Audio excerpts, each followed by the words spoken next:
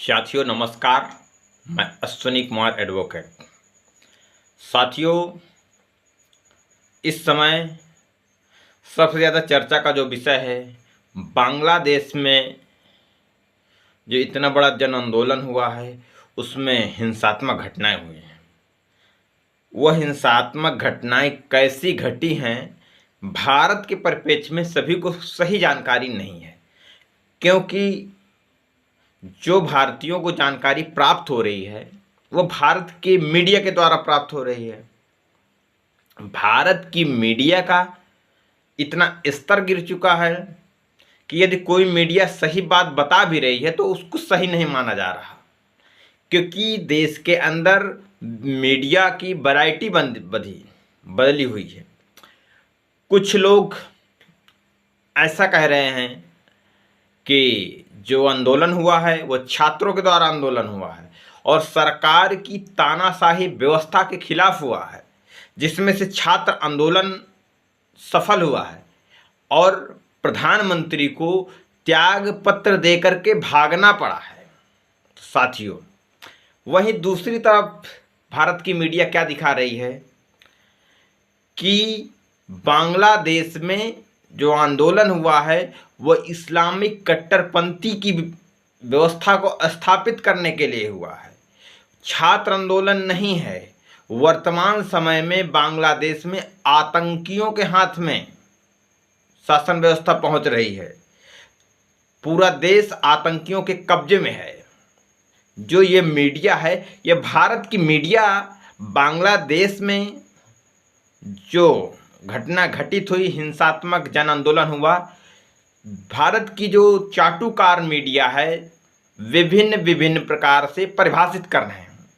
वहीं social media में कहीं पर यह भी देखने को, दैनिक भास्कर का पेज में देखने को मिला कि जो वहाँ बांग्लादेश में अल्पसंख्यक हैं उनको मुस्लिम छात्र सुरक्षित कर रहे हैं,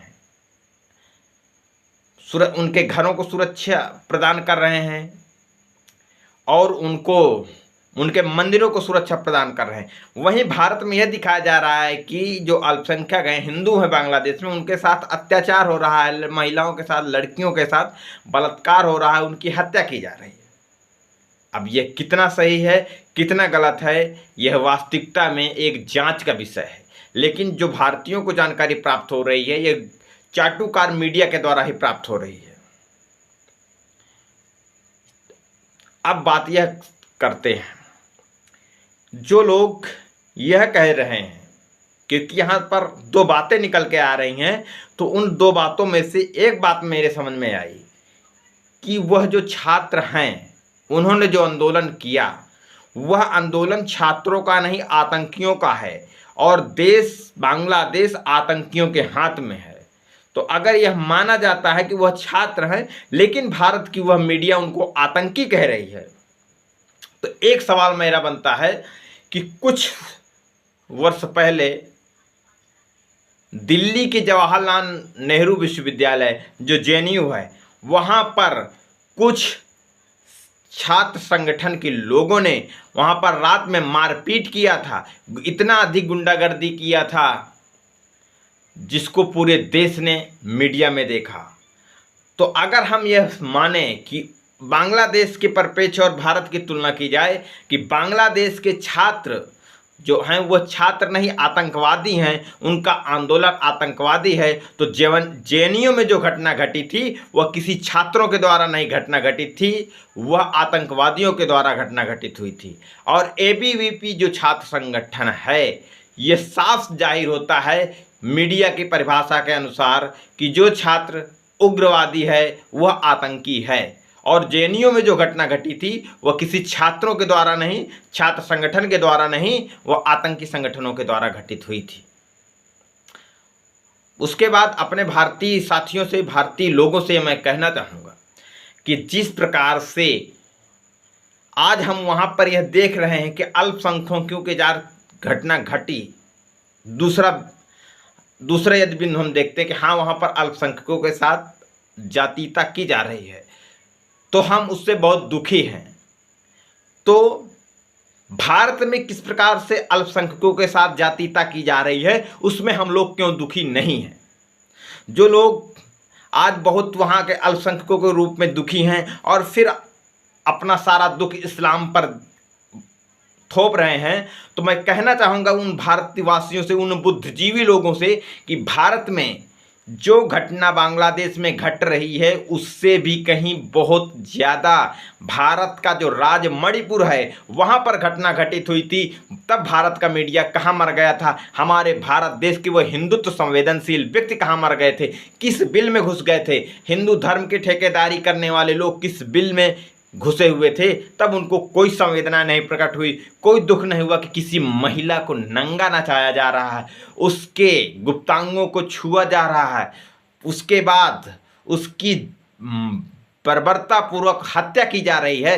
तब इस देश का ऐसा कौन सा संवेदनशील व्यक्ति था जिसने सरकार के ऊपर सवाल उठाया, भारतीय मीडिया पर सवाल उठाए। भारतीय मीडिया ने कभी भी दिखाया नहीं, जो भी मीडिया में जो भी देखने को मिला वो सोशल मीडिया के द्वारा देखने को मिला। तो जो लोग हिंदुओं के प्रति बहुत ही ऐसा लगता है कि जो दूसरे देशों में अल्पसंख्यक है हिंदू, उनके ऊपर जातीयता की जाती है, तो वह लोग ये भारत में भी ध्यान दें कि भारत के अल्पसंख्यकों के साथ कैसी मॉब लिंचिंग की जा रही है। क्यों? क्योंकि हम अगर मानवतावादी हैं तो हमारा धर्म है, हम भारतीय अल्पसंख्यकों का भी उतना ही सम्मान करें जितना हिंदू अल्पसंख्यकों का हम सम्मान दूसरे देशों में चाहते हैं। और अंत में मैं यह कहना चाहूँगा, इस दुनिया के इस्लाम धर्म के मानने वाले लोगों को, भारतीय इस्लाम को मानने वाले लोगों को, आखिर कौन सी कट्टरपंथी विचारधारा इस्लाम धर्म के लोगों के अंदर घुसी हुई है कि इस दुनिया के सारे देश इस्लाम के विरोध में हैं। आखिर कुछ ना कुछ तो कारण है। इस्लाम अपने आप को, इस्लाम को मानने वाले लोग भले इन्हें स्वीकार कर रहे हों, लेकिन ऐसी कुछ न कुछ कट्टरपंथी व्यवस्था, ऐसी सोच स्थापित है जिससे दुनिया के दूसरे देशों को इस्लाम धर्म खटकता है।